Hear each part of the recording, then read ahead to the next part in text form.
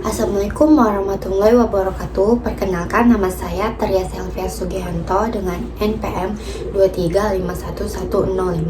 Di sini saya akan mempresentasikan materi yang berjudul Arti Penting Perlindungan Kekayaan Intelektual di Bidang Industri Kreatif. Pertama-tama, perlindungan kekayaan intelektual atau KI memiliki peran yang sangat krusial dalam mendukung tumbuh dan berkembangnya industri kreatif di Indonesia. Kekayaan intelektual mencakup hak cipta, hak paten, merek dagang, desain industri, rahasia dagang, hingga indikasi geografis. Dalam konteks industri kreatif seperti musik, film, desain, seni rupa, kuliner, fashion, hingga teknologi digital. Karya-karya tersebut merupakan aset utama yang harus dilindungi secara hukum. Selanjutnya ada definisi kekayaan intelektual. Kekayaan intelektual adalah hak hukum yang timbul dari hasil olah pikir manusia yang menghasilkan suatu produk atau proses yang berguna. Kekayaan intelektual memberikan perlindungan hukum kepada para pencipta atau pemilik hak atas karya intelektual mereka agar dapat memanfaatkan hasil ciptaannya secara eksklusif dan menghindari penyalahgunaan oleh pihak lain.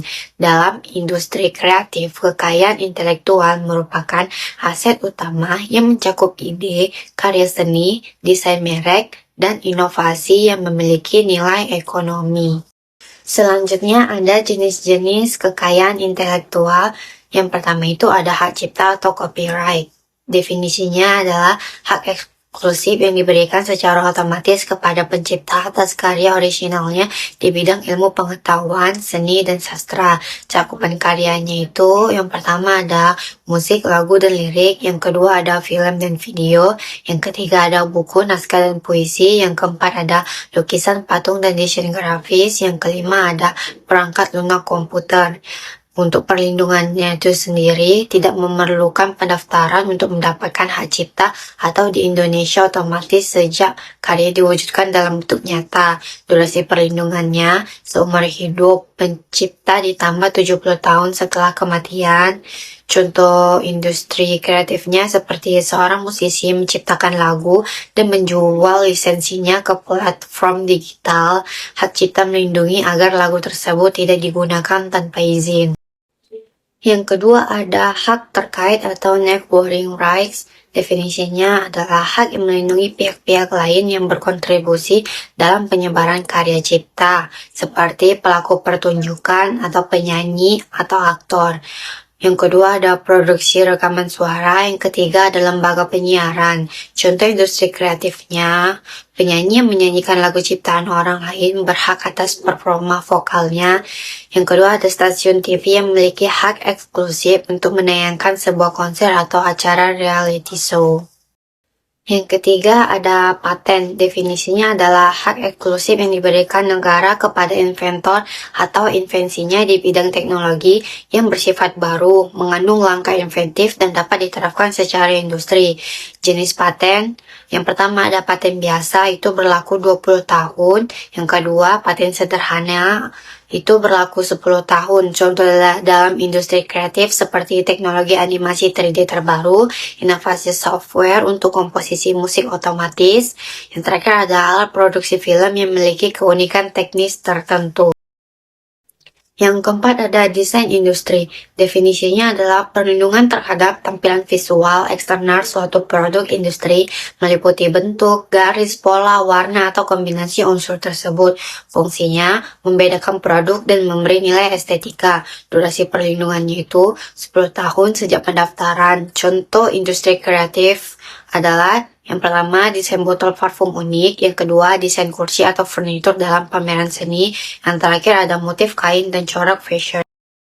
Yang kelima ada merek dagang atau trademark. Definisinya adalah tanda yang digunakan untuk membedakan barang atau jasa dari satu pelaku usaha dengan yang lain, yang dapat berubah kata, logo, gambar, suara, atau kombinasi unsur tersebut.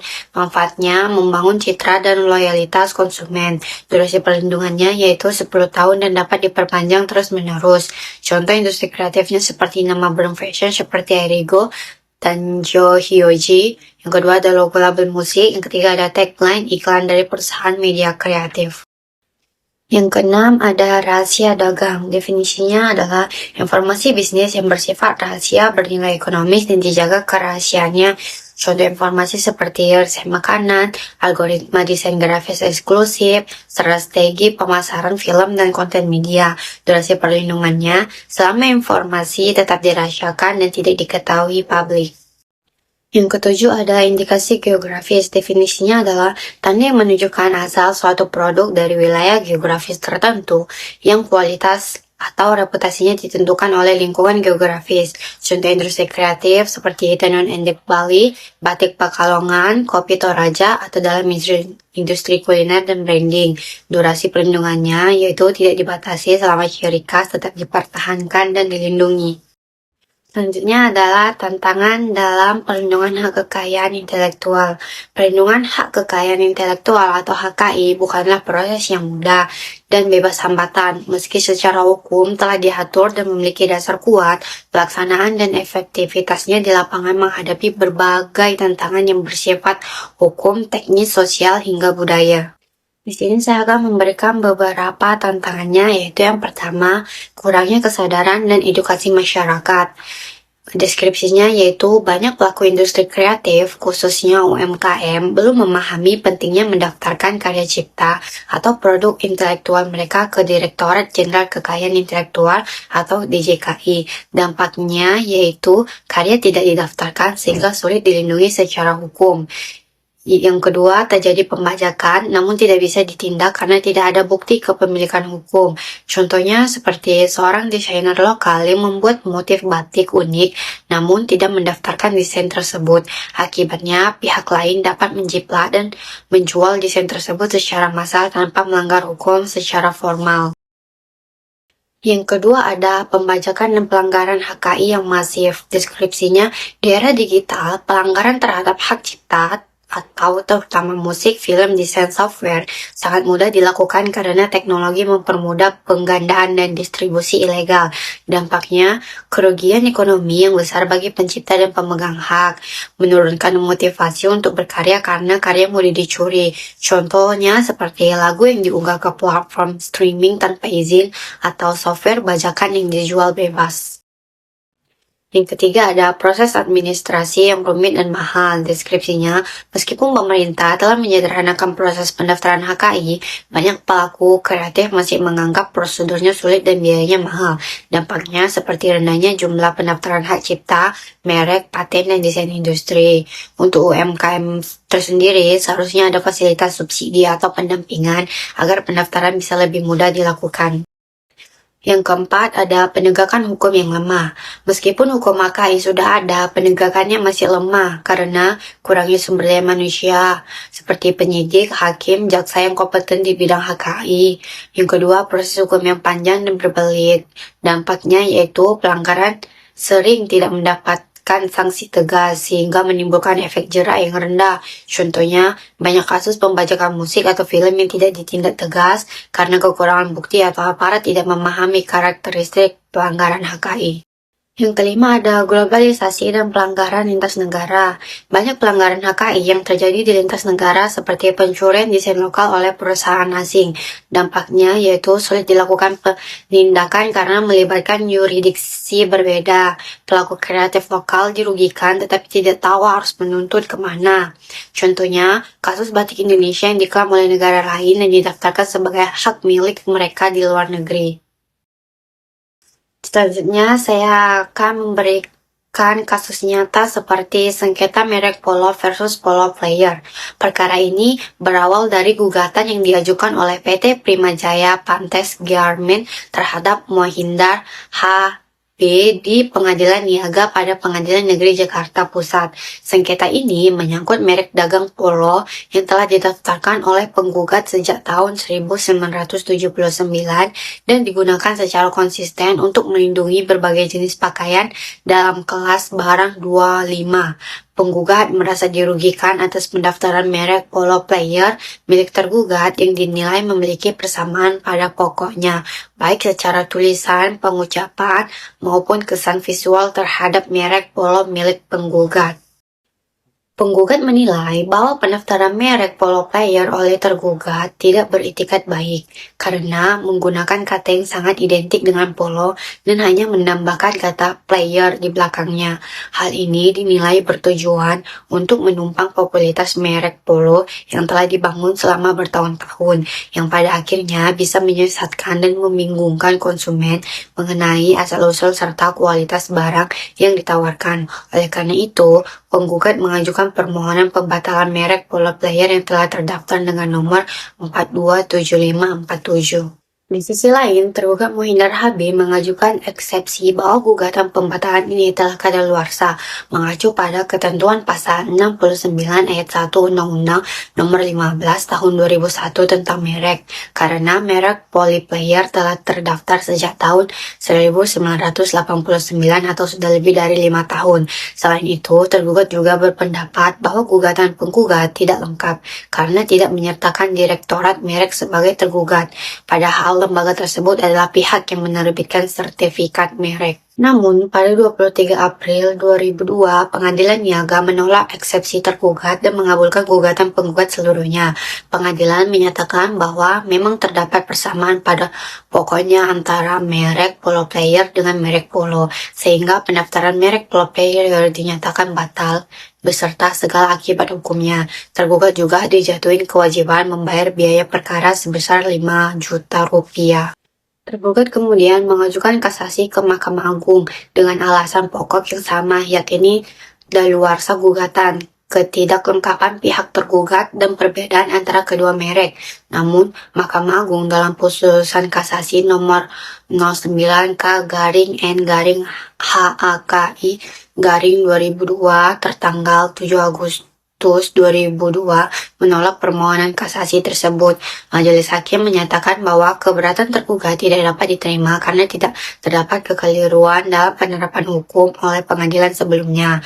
Mahkamah menilai bahwa pendaftaran merek polo player memang bertentangan dengan prinsip perlindungan hak eksklusif dalam sistem hukum merek dan dapat menimbulkan penyesatan bagi konsumen. Putusan Mahkamah Agung ini memperkuat perlindungan hukum terhadap pemilik merek yang sah dan menegaskan pentingnya itikat baik dalam pendaftaran serta penggunaan merek.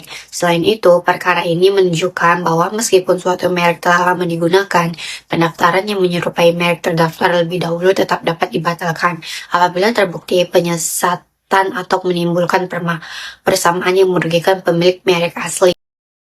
Selanjutnya adalah dampak perlindungan kekayaan intelektual terhadap inovasi dan kekayaan kreatif. Perlindungan hak kekayaan intelektual atau HKI memberikan dampak yang signifikan terhadap pertumbuhan inovasi dan penguatan sektor ekonomi kreatif.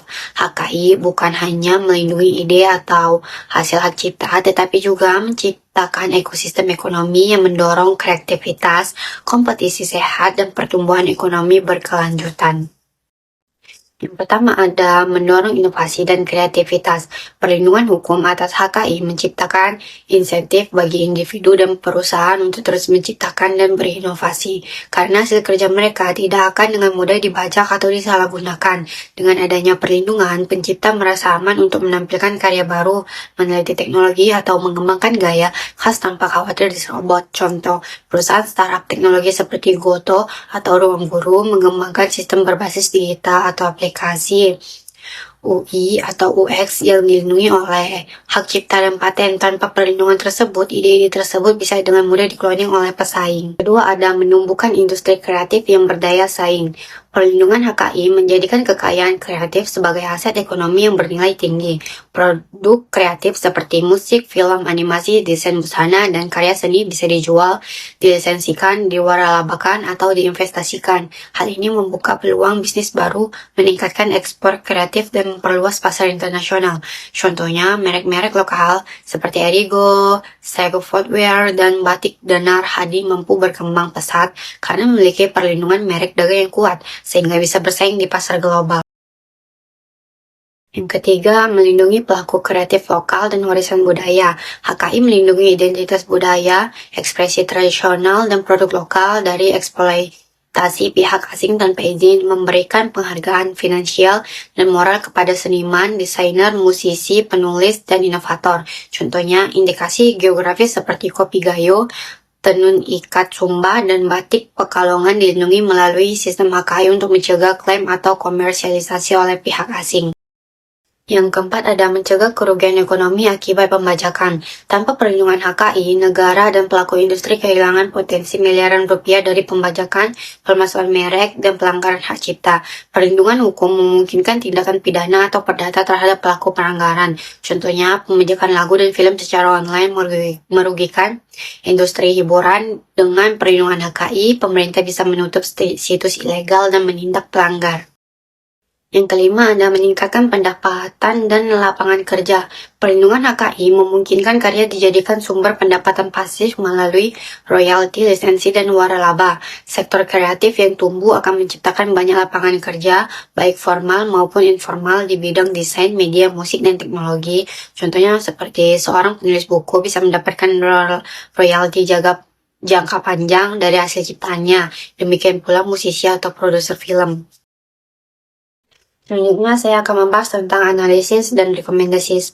Sebagai mahasiswa yang mempelajari hukum dan menyadari betapa pentingnya kekayaan intelektual dalam mendorong pertumbuhan industri kreatif, saya melihat bahwa perlindungan HKI di Indonesia saat ini masih berjalan secara optimal, meskipun regulasi formal sudah tersedia melalui Undang-Undang Nomor 28 Tahun 2014 tentang Hak Cipta dan Undang-Undang Nomor 20 Tahun 2016 tentang merek dan indikasi geografis. Namun implementasi dan kesadaran hukumnya masih minim, baik dari sisi masyarakat maupun aparatur negara. Beberapa permasalahan seperti tingginya angka pembajakan, lemahnya penegakan hukum, serta kurangnya pemahaman pelaku industri kreatif terhadap pentingnya pendaftaran HKI menjadi bukti bahwa sistem perlindungan HKI kita masih menghadapi banyak tantangan. Berdasarkan analisis tersebut, berikut beberapa rekomendasi dan saran kritis yang menurut saya perlu diperhatikan agar perlindungan HKI di Indonesia bisa lebih efektif. Yang pertama ada meningkatkan edukasi dan sosialisasi kepada pelaku industri kreatif. Banyak pelaku industri kreatif, terutama UMKM dan seniman lokal, belum memahami apa itu HKI dan bagaimana cara mendaftarkannya. Padahal mereka adalah pihak yang paling rentan mengalami pencurian ide. Sarannya seperti pemerintah melalui Direktorat Jenderal Kekayaan Intelektual atau DJKI sebaiknya mengadakan pelatihan rutin dan kampanye publik yang menyasar komunitas kreatif, kampus, dan desa kreatif. Kegiatan edukasi ini bisa dilakukan secara langsung maupun digital agar lebih merata ke seluruh wilayah Indonesia. Yang kedua ada menyederhanakan proses pendaftaran HKI. Prosedur pendaftaran yang masih dianggap rumit dan mahal membuat banyak pelaku usaha enggan mendaftarkan karya mereka. Sarannya seperti perlu ada sistem digitalisasi yang lebih ramah pengguna, misalnya platform satu pintu untuk semua jenis HKI. Pemerintah juga bisa memberikan subsidi atau insentif biaya pendaftaran bagi pelaku industri kecil dan mahasiswa yang punya inovasi. Yang ketiga ada memperkuat penegakan hukum terhadap pelanggaran HKI. Saat ini, penindakan terhadap pelanggaran HKI masih lemah dan tidak menimbulkan efek jera. Sarannya yaitu dibutuhkan pembentukan satuan tugas khusus atau unit kepolisian yang fokus menangani kasus pelanggaran HKI, terutama di ranah digital. Selain itu, aparat penegak hukum seperti polisi, jaksa, dan hakim juga perlu diberikan pelatihan khusus agar paham terhadap teknis perkara HKI. Yang keempat ada mengintegrasikan HKI dalam kurikulum pendidikan. Mahasiswa dan pelajar seharusnya menjadi agen perubahan dalam memahami pentingnya HKI. Sarannya yaitu mata kuliah atau modul khusus mengenai kekayaan intelektual sebaiknya diperkuat dan dijadikan materi wajib, khususnya bagi mahasiswa hukum, ekonomi kreatif, dan teknologi. Dengan begitu, generasi muda bisa lebih peduli dan paham sejak dini. Yang kelima ada melindungi kekayaan intelektual, komunal, dan budaya lokal. Banyak ekspresi budaya tradisional yang belum terlindungi secara hukum dan rawan diklaim pihak luar. Sarannya yaitu pemerintah daerah perlu aktif mendata dan mendaftarkan ekspresi budaya lokal seperti motif tenun, tarian tradisional, makanan khas, dan lainnya ke dalam sistem indikasi geografis atau kekayaan intelektual komunal. Ini penting untuk menjaga identitas budaya sekaligus memperkuat ekonomi lokal.